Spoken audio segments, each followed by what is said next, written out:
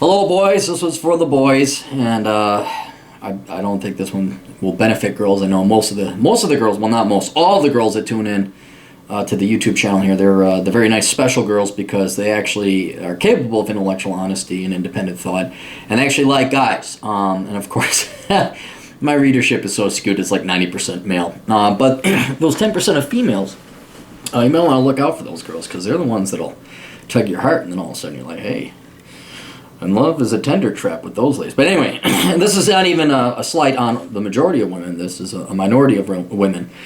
But it doesn't take a lot of people to make this a real and genuine threat, and that's called spermjacking. From Liberty Crier, a friend of mine sent, or a reader of mine sent this to me. Brace yourselves, people.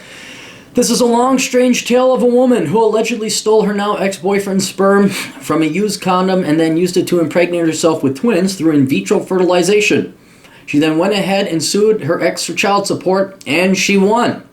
The baffled ex, meanwhile, is suing the fertility clinic that performed... Oh, come on, now the computer does this.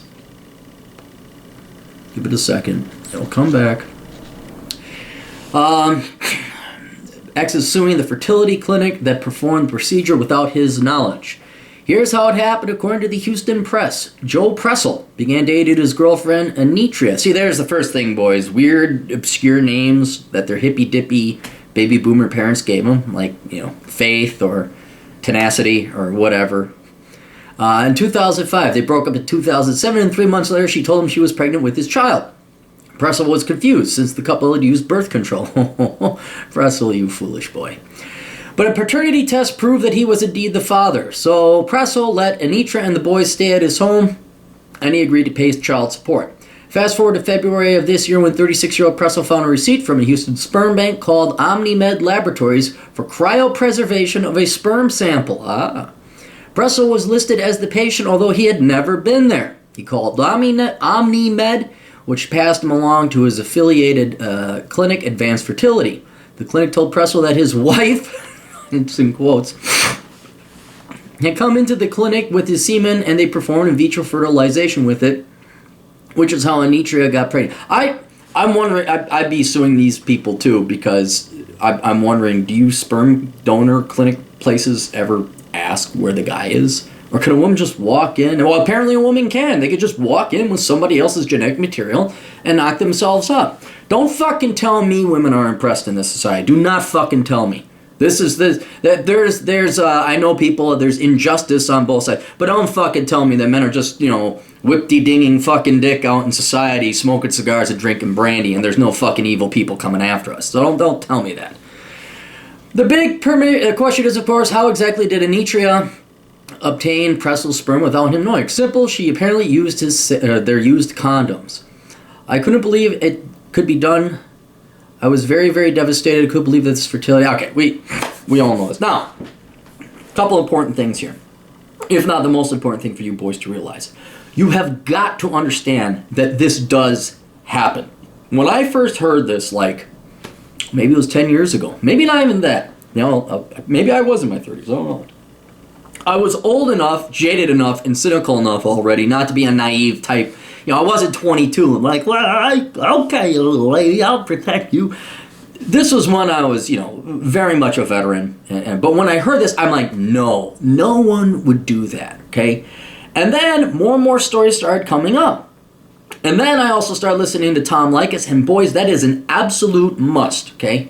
Because he was like the forefather of all this. I mean, he was a true visionary, and he's still on today, so go to his website, Blow Me Up Tom.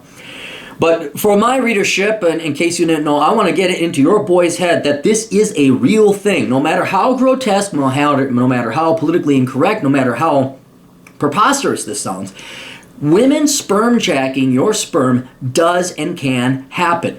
And it's not an issue. You got to get rid of how disgusting it is and how appalling it is. And, that's very impolite to bring it up. Or it's not even an issue of political correctness. It's like gag. The consequences are so severe that it has to be addressed. If you have a cunt, a veritable, evil, verminous cunt like this cunt, The purified epitome. We could take cunt, put it in a centrifuge, get purified cunt, and then we press it so we get pure extract oil of cunt. That's what this girl is. And they're out there. But the consequences are so huge that if you let a gal like this spermjack you, the legal system is set up that you get to pay for it all. It doesn't matter, right? This is why Tom Likas says each one of your sperm, one of them, not one, not to be crass, ejaculate, one little sperm is like a credit card. You ejaculate tens of millions, or not tens of millions, a couple million, I think, I don't know, a lot of credit cards every time you have sex. And there is a risk there, because of the way the legal system is set up, because there is a definite bias towards women and against men when it comes to child rearing, and when it comes to the women and the rights of breeding or not. Women can at any time terminate an abortion. They decide when they whether or not the kid is going to be born. You have no say in it, and because of that, you have to take precautionary measures. Now, what are those precautionary measures? There's really only one, and that is getting a vasectomy. Now, is that for everybody? No, some men want to have it. However, I've had one. I know people that have had one, and let me explain to you. Just because you have a vasectomy doesn't mean you can't have kids. One, it can be reversed, and two, they can always go through, and I hate to be crass, but this is the position these cunts put us in. You can have it extracted from your unit down there. We won't go into the details how, but it's what you're thinking, and so what and it's amazing the bias that society has. Like, I've been yelled at and screamed at by people. Most people understand that, yeah, okay, that's fine, that's good. Why? You had a vasectomy, you don't want children. But there's a contingent, a percentage of the population, it's higher than you think, that they get angry when you find out you had a vasectomy or you had your tubes tied for the women. They are like, how dare you? You're selfish. Oh, fuck you, you commie bastards. I'm not gonna fucking live your shitty life when you had children you really didn't want and could afford. No fucking way. I'm out, man. I'm enjoying my fucking sushi every Tuesday night. I'm enjoying beer night at the beer hall and not having to worry about whether I can afford it or not, or I can leave the goddamn house. No, my life is better. Thank you very much. You go suck my tailpipe on that one. Anyway, there's a huge bias from not total population, but a significant quarter of the population will come out and lambaste you and lecture you and ridicule you and berate you for daring to have a vasectomy. Well, here's what they're really pissed off about. They're pissed off that you're going to probably have a better life than them. You're not going to bring any illegitimate children into the world, and your life is not going to suck as much as theirs. Women also, some of them, get also pissed because you've just stolen all the power that they've had. I mean, you really stolen, and they hate it. They hate it. Not all women, but a significant percentage does. Because now there's no way they can extract money from you with the enforcement of the state and the legal system and stuff like that. So when you do that, that is a huge power play.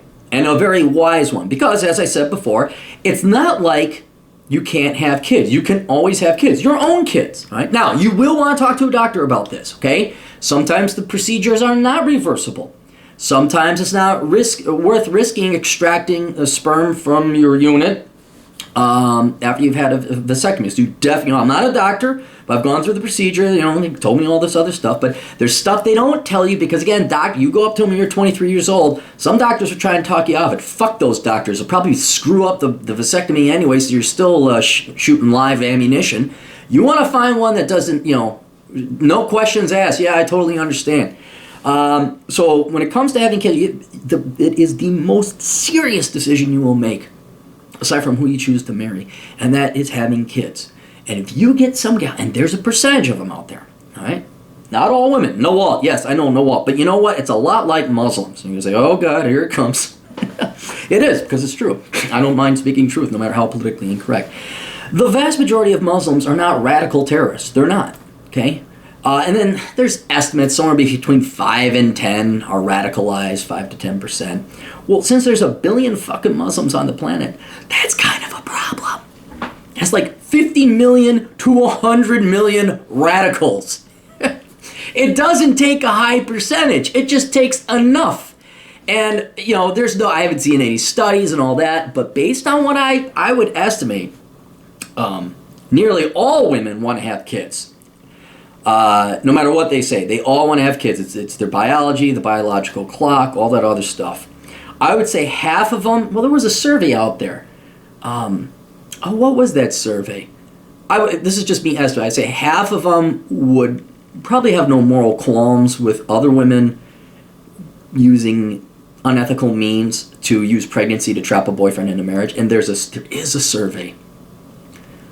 Look it up. Molyneux has it. But all I'm saying is it just takes 2 to 3% of the female population. I'd say it's 10% that will stop at fucking nothing to get their kid. Oh, they won't raise the kid. No, they won't raise it. They just want to have a kid. They want to spit it out. And not to sound crass, but Tom Leykis said it best. For men, what was it? Men just want to take a dump. Women just want to have children. It's the same thing. It's this natural biology. And sadly, I think a lot of women treat their children like excrement. They just want to have the kid for the sake of having a kid, and they don't care to raise it. As amply evidenced by the number of men and women who have children, say fuck the kid, and they go back right to work and dump the kid off to daycare with someone that isn't the family member. So I don't care who stays at home, frankly, but one of you better fucking stay at home. Otherwise, why the fuck did you have a kid? Anyway, the vast majority of women want to have kids, consciously or unconsciously. And all it takes, I don't know what the percentage is, I personally would say about 10% of the women would pull the sperm jacking bullshit. And that statistic, that percentage I say is only going up as we get more and more narcissistic, as the newer generations come up and believe that they're fucking God because their parents taught them that and society tells them that.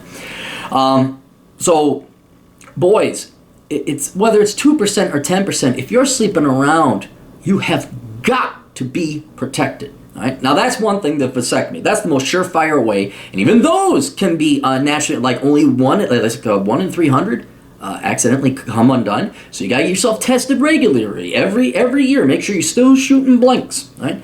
The next best thing, as far as my logic takes me, is spermicide condoms. That is because then the girls, ooh, condoms, there's the genetic material, there's my credit cards. If you have a spermicide-laced condom, the spermicide, obviously, killing sperm, it kills the sperm.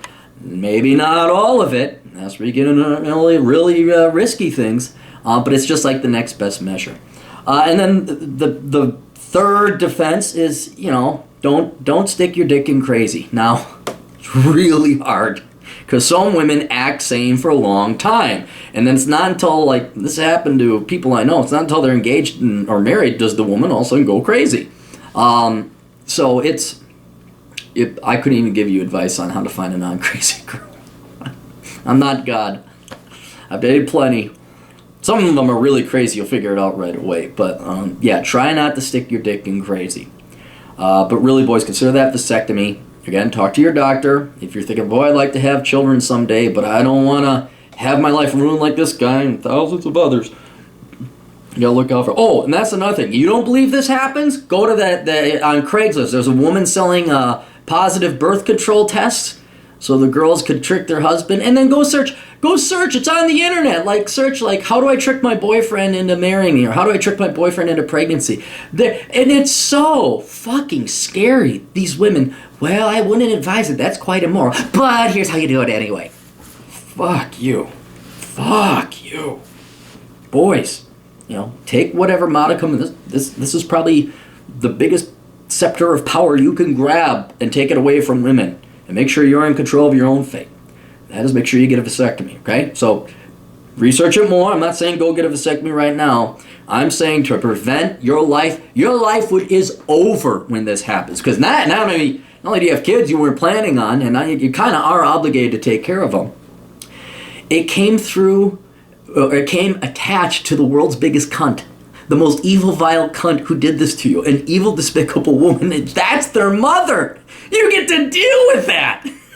I should be laughing. I'm just trying to scare you boys into taking some preventative measures, or just at least open your eyes a little bit to this real risk. All right. So hopefully that helped. Hopefully we help you boys out there, and hopefully you save some lives too. Toodles.